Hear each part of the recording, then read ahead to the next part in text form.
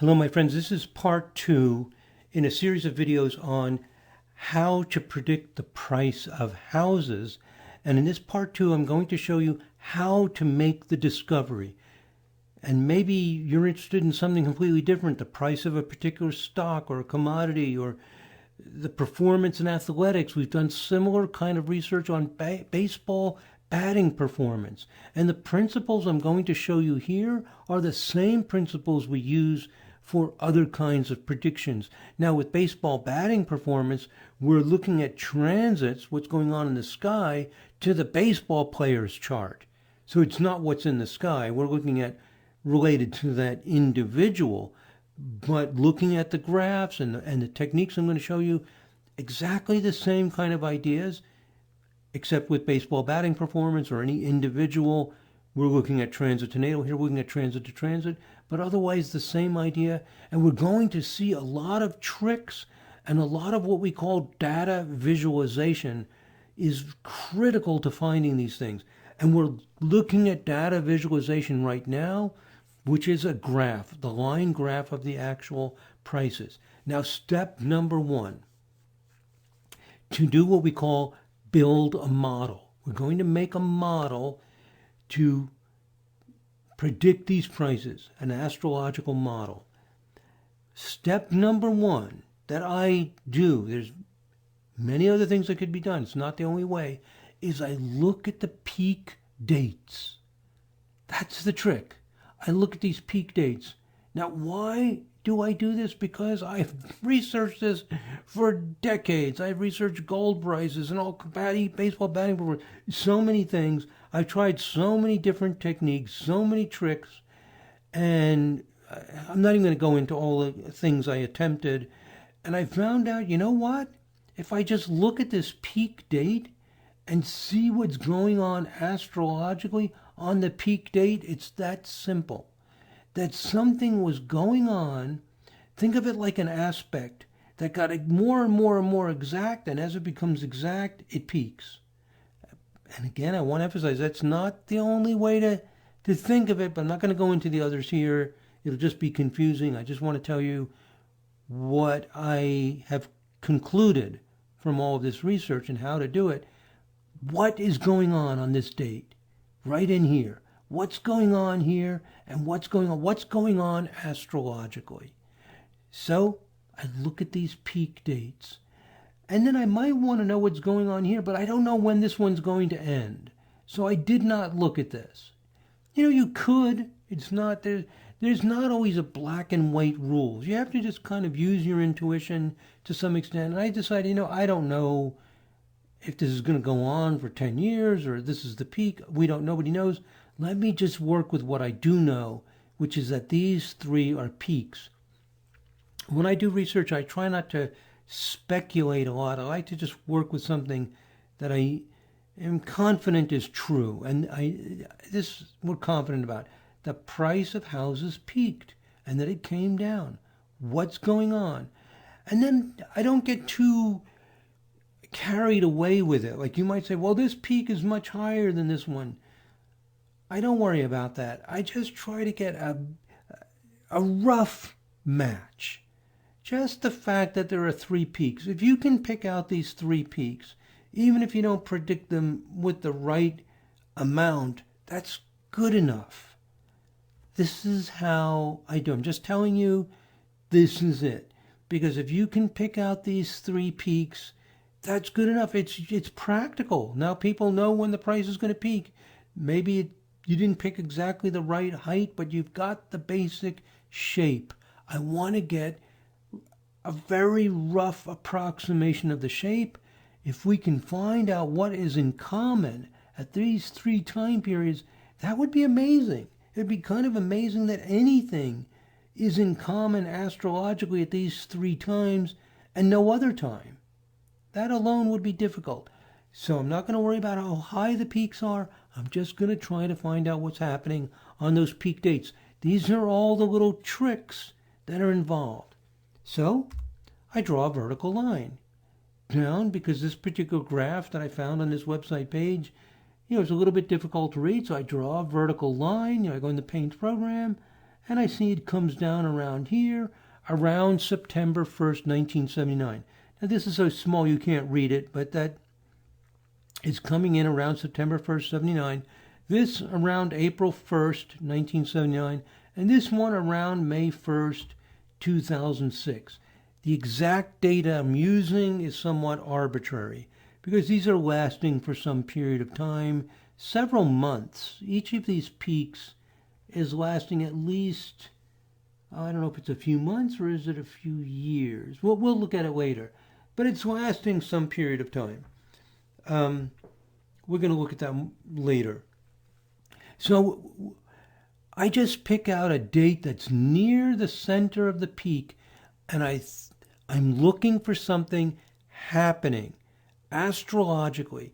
Maybe Jupiter is square Neptune, maybe Jupiter is trine Neptune, and maybe I need to use a large orb and it would gradually peak then. I'm looking for something that's peaking at about those times. It's that simple. It's that simple. So what I do is I just pull up the chart. I just bring up the chart wheel and then I start exploring other things depending on what I see.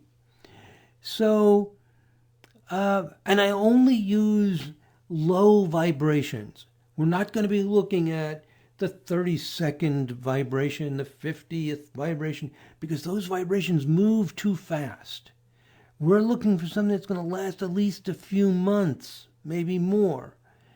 And the high vibrations go quickly, so the high vibrations are extremely important for understanding an individual, but for understanding big trends like this that last a long time, it's going to be slow-moving transits, which means low vibrations. Now, if you're doing day trading and things are changing every minute, then you're looking at very fast changing things. It's just not what we're doing here. So there's a limited number of possibilities of what could be happening astrologically. It could be zodiac signs, like Jupiter is in a sign for a year, Saturn for 2.5 years, anything that's lasting some number of years, right? Just common sense. Excuse me. So here's the first one. Let's see, September 1st, 1979. Again, September 1st is somewhat of an arbitrary, somewhere around there. What's going on around September 1st, 79? Just looking at the chart wheel, do you see anything interesting? We don't care that Sun and Venus are in Virgo. That's only going to last about a month. Are there any long-term things? You know, you could look at we don't care about the houses. They're changing all the time. Well, there is this interesting planetary configuration that Uranus, Neptune, and Pluto are all at 17 degrees. Uranus is at the Neptune-Pluto midpoint. Pluto's at 17.5 Libra. Uranus 17.5 Scorpio. Neptune just a little past 17.5 Sag. Extremely tight. That's an interesting coincidence. Now you look at that, and this is where we get into this Uranus-Neptune idea. I think most astrologers would look at that. I'm guessing, I don't know, but at least some astrologers, and they would think, well, that probably doesn't have anything to do with housing prices. I looked at it, and I immediately thought, wow, that could be related. Because in vibrational astrology, let me see if I talk about this on, yes, I talk about it here. Excuse me. Let me just read some of what I wrote here. I have often taught in the classes that I teach that Neptune is not just about the spiritual, the psychic, and the inspirational, right? This is what we usually think of with Neptune. It's not exactly the idea in vibrational astrology. It is true that Neptune is about a dream come true, but it's not necessarily an etheric, spiritual, or psychic dream come true. That's the difference with the vibrational astrology interpretation of Neptune versus some other ideas. It's just a dream come true. That's it. Now think, what is a dream come true? Now, you may not agree with this theory, but this is what we've concluded, is that what is a dream come true for most, for a large number of people? Well, one is money. Money is like, whoa, it's like a total fantasy. Imagine you win the lottery. for millions of dollars. And imagine you're not wealthy. You're just a normal working person, A normal working person, life can have a lot of drudgery. Your job is not always about doing what's the most exciting thing in the world. And all the drudgery we have, things are breaking and you have to get them fixed and take the car in because it's broken. We have to do things. And there's this feeling, I'm not saying it's true, I'm not making a judgment about this, I'm just saying I think a lot of people have this feeling that, wow, if I won the lottery or some way I came into a lot of money, it would be like going to heaven. It would just be like a fairy tale. I wouldn't have to go through all this drudgery. And Neptune is often about money. Now, I know that contradicts a lot of ideas in astrology, but it's very often money. A lot of people say, no, money is physical. It's like earth signs, like Taurus, second house. But actually, money can be like a fantasy, a dream, something, as we say, to die for. It's just amazing. And Uranus, as we all know, is spontaneous. It is electrical. And Uranus-Neptune means I cannot put off my dream. I cannot do this drudgery anymore. It's time. Enough's enough. It's time for me to enter my dream. And the dream, again, is not necessarily some unrealistic fantasy. We exaggerate how unrealistic Neptune is. It can be unrealistic, but usually it's not. It's unrealistic to the sense that it's not likely to happen, but it's not like some weird fantasy. To live in a beautiful home rather than an apartment, or rather than the neighborhood you're in where people are, maybe it's dangerous, maybe you have children and there's not a nice place for them to play, maybe it's just boring and not particularly beautiful. To have a home to come home to and be in that's very sweet, and you can grow a garden or have a sense of community and hear the birds or something. It's a big dream for a lot of people. It's just like heaven on earth. Heaven on earth does not need to be, again, some like crazy etheric thing. A home is a dream come true for a lot of people. Even if you already have a home, a more beautiful home. And when Uranus and Neptune are active, we want to live our dream. We don't want to put it off. We want the freedom to be creative. And very often Neptune is very simple, very sweet. Just to have, just to be healthy, just to be with your friends, to be able to celebrate, to be able to not be stressed, to have the joy of the holiday seasons. These are big fantasies for people. Dream come true.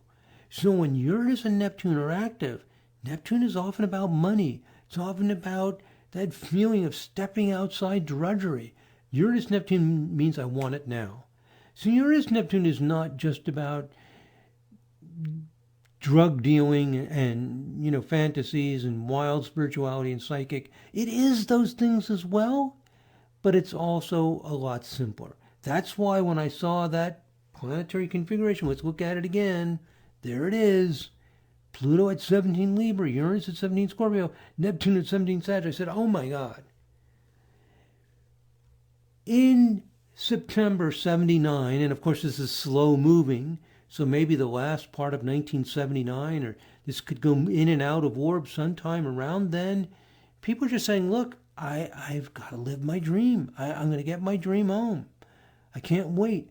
And we know that prices are influenced by supply and demand. They're influenced by a lot of things. There can be wars, there can be financial changes. But supply and demand is one thing. And when Uranus, Neptune, Pluto is strong, it means people are going to live their dream. They're going to buy that dream house. They're going to live in that place they've always wanted to live. Uranus, Neptune means I'm going to do it. I'm going to do it now. I'm just not going to put it off.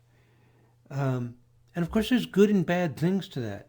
So I have here the last line on this page in the blue bold type here. Buying the home of our dreams is a common way to express Uranus Neptune. So I think what's happening here is it's not an astrology that's like buying homes.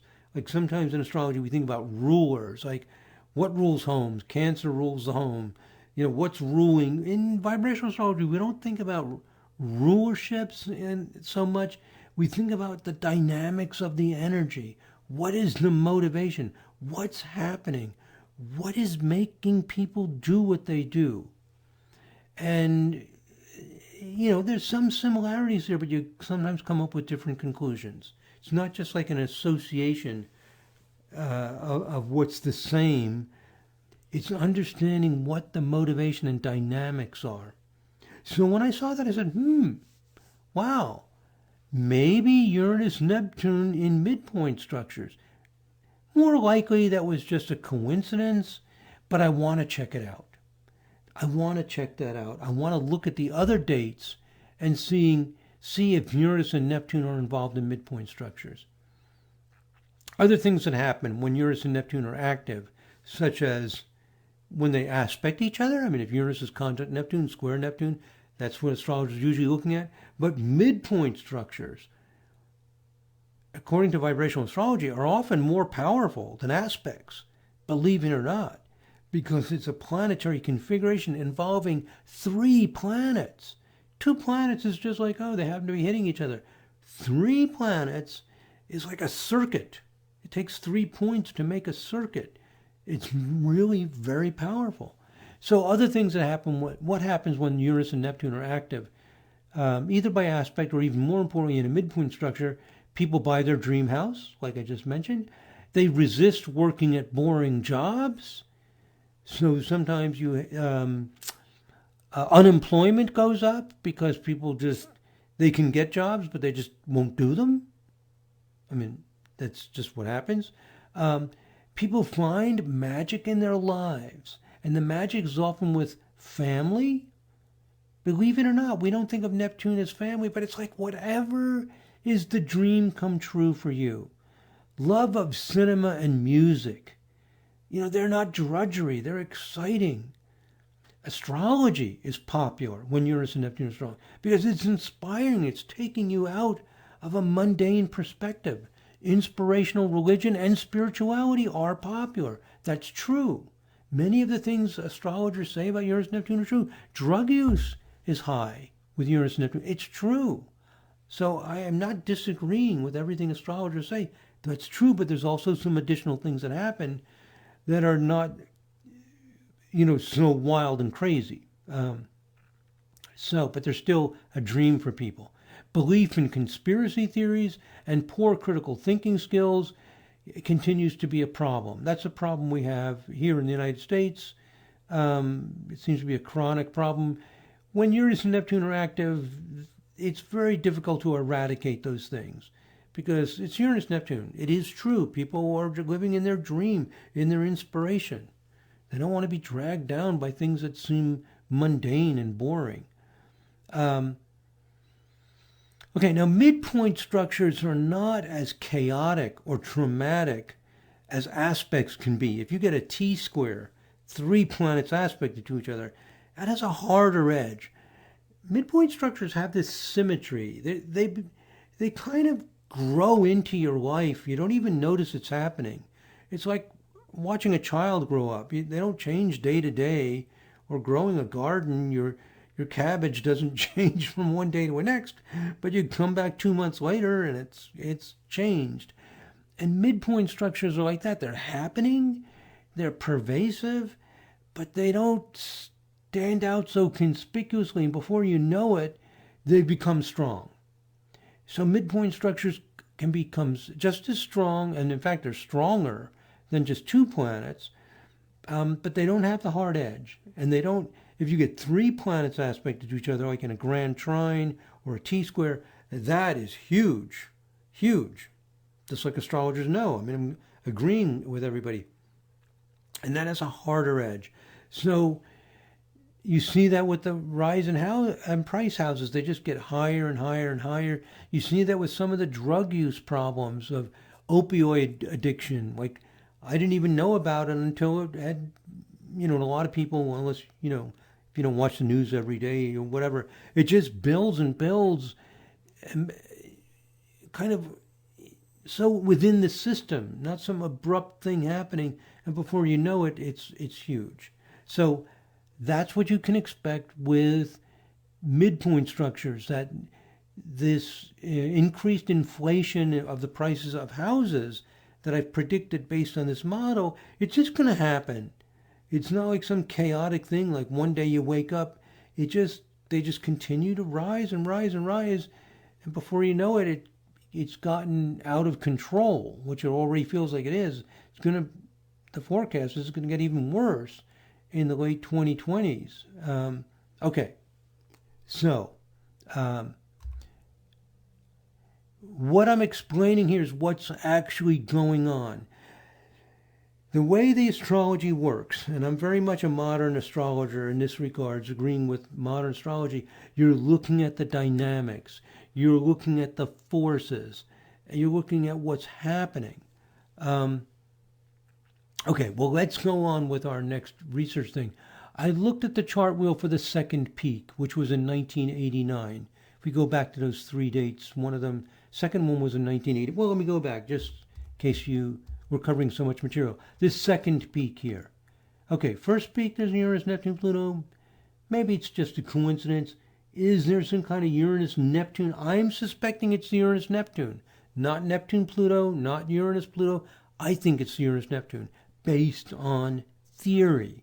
So we're not just doing random research. We're looking for things that make sense to our theory. For me personally, I think it's the Uranus, Neptune. I can be wrong. So I look at the second peak, which was in April 1st, 1989. Just wanted to go back and look. I look at the second peak. I do not see Uranus and Neptune in the midpoint structure. I can bring up the chart and show it to you, and I don't see it. But maybe it's moving in and out of orb, right? Because planets turn retrograde. Maybe it's strong during that time period. So the question arises, how could I see if a midpoint structure is moving in and out of orb, right? You all follow me? How would I see that? Well, some kind of listing of when the midpoint structures occur, but I decided to use a graphic ephemeris. There's, again, in research, there's not only one way, but I like these visual tools. Data visualization is a huge deal in modern research, and I think it's a huge deal for a good reason. It really helps you make discoveries if you can visualize what's going on. So fortunately, in the graphic ephemeris feature, in the Sirius software, you can put midpoints. You can put not just planets, but you can put midpoints into the graphic ephemeris.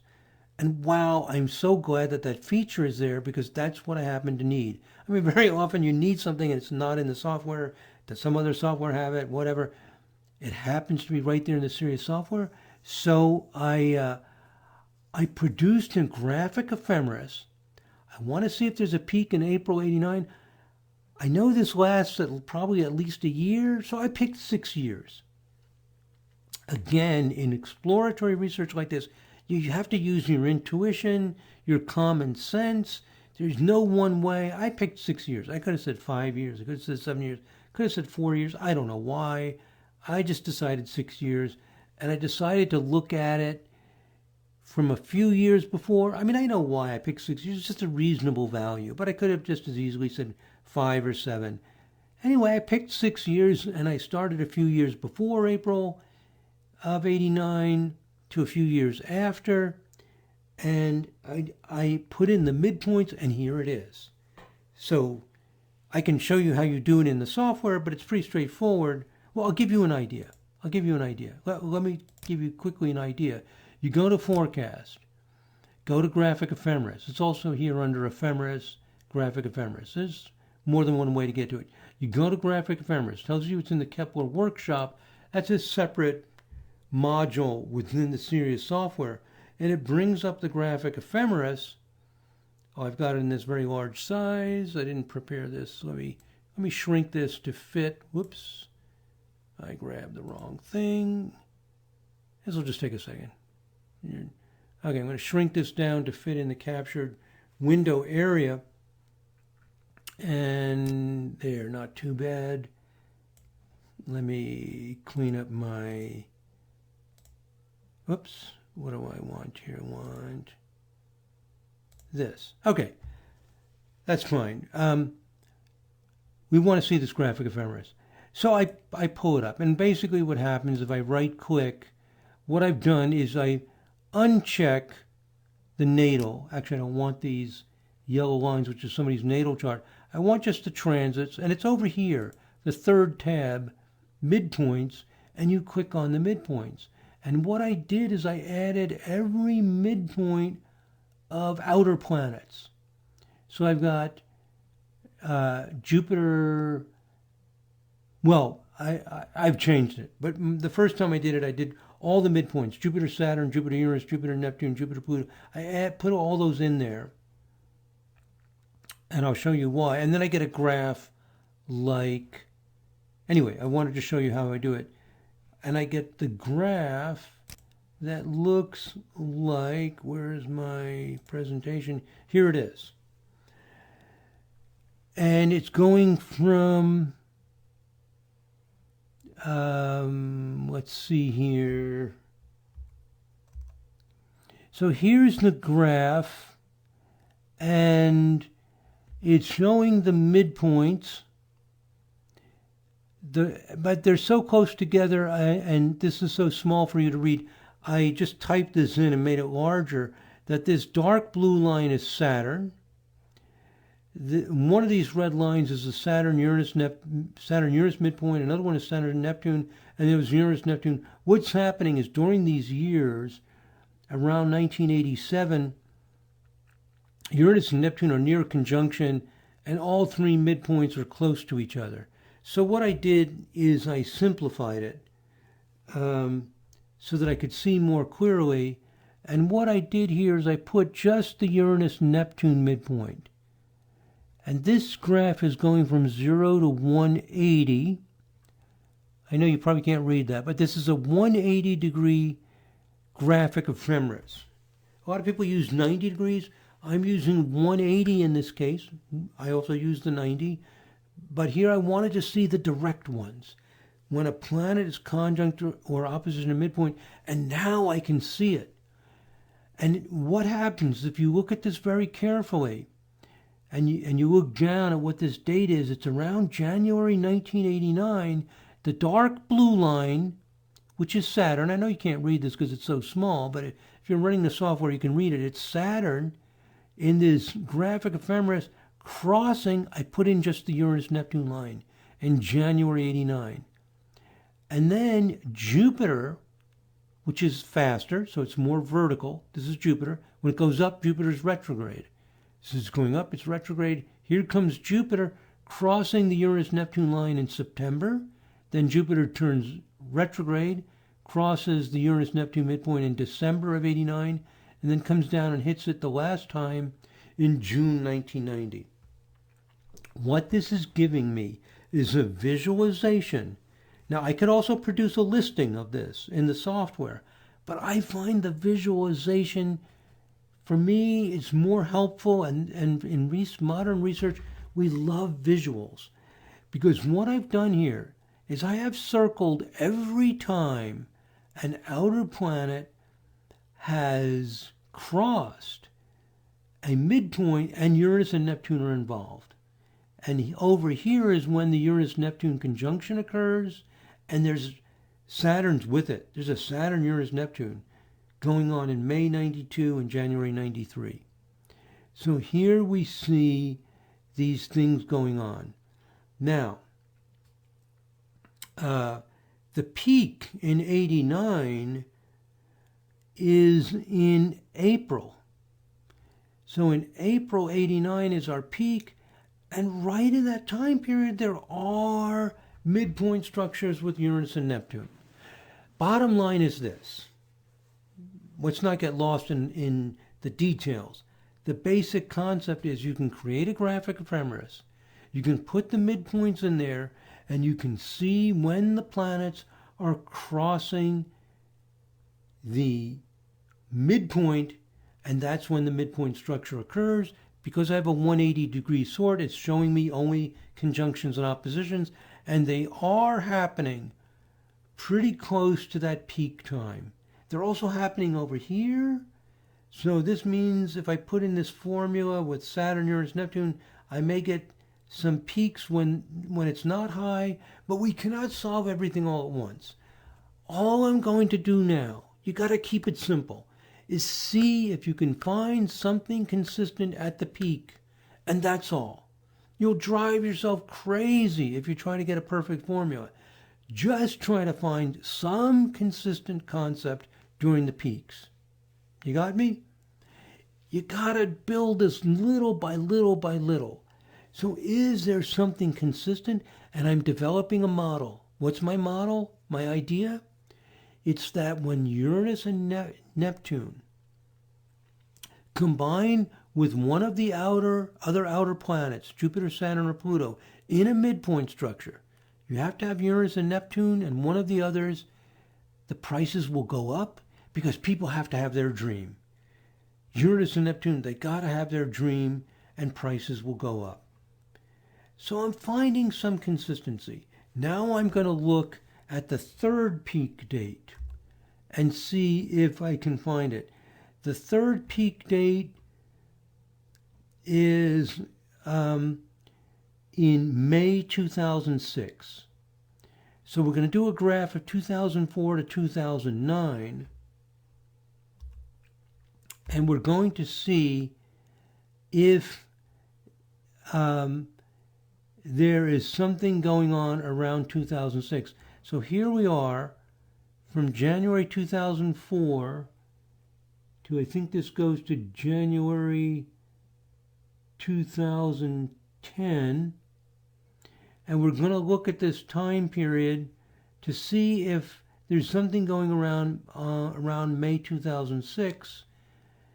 And what I'm going to do is I'm going to hear Saturn again. And one of these is the Uranus-Neptune midpoint. And I'm going to see when Saturn crosses the Uranus-Neptune midpoint. And I'm going to circle them in yellow. And there it is. It's happening in 2007 through 2009. Now that's not great. It's not terrible, but it's not great. But I'm looking for May 2006. So I'm not getting a perfect match. In other words, what's happening is if these midpoint structures were happening back here in May 2006, you see there are other things going on, but not the things that, this is Saturn crossing the Uranus-Pluto midpoint. There are other things going on, but not my theory. It's happening a little bit later. So in October 2007, April 2008, August 2008, Saturn, this dark blue line, crosses this red line, which is Uranus-Neptune. That's the same thing we saw with the other peak, but it's a little bit after the peak date. And Neptune is at Jupiter-Uranus midpoint in June 2008 and January 2009. Those are the only times during this 6-year period when Uranus and Neptune are involved with another planet in a midpoint structure. Here it's Neptune equals Jupiter-Uranus midpoint. That means Uranus and Neptune are involved. There are lines crossing here. This is Jupiter crossing the Saturn-Neptune midpoint. But you see it's Jupiter to Saturn-Neptune. I've got Neptune, but I don't have Uranus. So we have to kind of look through all these and pick out the ones that fit our theory. So, conclusion. The third peak is not working very well. But it's not that far off. There are a lot of Uranus-Neptune things a little bit late. So, what we're trying to do is gradually build a model. You're not going to zero into a perfect formula right away. And so this makes me wonder, was the price still high in 2008? 2007 to 2008. Is it still high? Is this completely off, or is it fairly good? And so what I did is I looked at the graph of actual prices, and I see that if I consider this point here to be the end of the peak and this to the beginning, it's lasting 6 years, from 2003 to 2009. So those midpoint structures are happening a little bit late around here. You see the problem. When you do the research, this is what happens. You're not going to get perfect results. You're testing out different ideas. So let me read what I've written here. On the previous slide, we saw that the midpoint structures of outer planets that include Uranus and Neptune occur between October 2007 and January 2009. These midpoint structures can be within orb for a while, so we look at it, and they're exact in October 2007 to January 2009. So, they're going to be in orb for at least a few months, and it fits within this time period. So what I'm saying is we've pinpointed a peak a little bit too late. A little bit too late. It's right in here. So these two peaks look pretty good. If I use my theory, this one's a little bit off. That's not too bad. So it's not perfect, but it's pretty close. So I decide, let's try it. I make an AstroSignature. So that's the procedure. The procedure is you look at the peak dates, you see if something matches fairly well. It's usually not going to be perfect. But is something showing up fairly close to the peak dates? And it looks like maybe it is, so I'm going to give it a try, and I make the AstroSignature. You got the idea? What you're doing is you're gradually molding, gradually building this AstroSignature. Now, I'm at 37 minutes, so I'm going to stop here, and we'll have a part 3 to this, and we'll wrap this up, because there's a lot more I need to say, and I don't want to go up to an hour, over an hour. This could go well over an hour. Let's stop here, and we'll continue in the next video with... this is a perfect place to stop, because the next thing we're going to do is build the AstroSignature. And we'll see how that works. What happens when we run the AstroSignature. You know what happens, because I showed you at the beginning of the previous video in the series, that we get a good match. But I'll show you, what happens as we build it little by little. Okay, let's stop here, and then we'll have a third video in this series on how to predict the price of anything. We're learning how to predict the price of anything, and we're using housing prices as an example. Okay, my friends, I'll see you in the next video. We'll stop here. Thank you very much for being a part of this. God bless. Namaste.